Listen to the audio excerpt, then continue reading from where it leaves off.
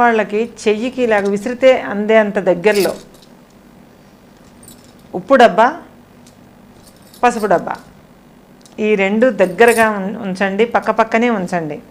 ఒకదాని మీద ఒకటి పెట్టినా పర్లేదు, కానీ వాటిని వేరుగా మాత్రం పెట్టకండి. అంటే ఈ షెల్ఫ్లో ఉప్పు డబ్బా పెట్టి ఇంకో షెల్ఫ్లో పసుపు డబ్బా పెట్టడం, లేదంటే వీటి మధ్యలో వేరే వేరే పదార్థాలు ఈ రెండు సీసాలకి డబ్బాలకు వేటికో మధ్యలో మరొకటి పెట్టడం. వాటి ఒక ఉప్పు డబ్బా పెట్టి దాని పక్కన 3 సీసాలు వేరేవి పెట్టి అక్కడ పసుపు పెట్టడం, అలా చేస్తూ ఉంటాం జనం తెలియక అంతే. అలా కాకుండా ఈ రెండు పక్క పక్కనే ఉంచి చేయండి. ఆ రెండు డబ్బాలని ఎప్పుడు వేరు చేయకండి. ఉప్పు పసుపు మూత లేకుండా ఉంచకండి. కంపల్సరీ మూత కూడా ఉండాలి.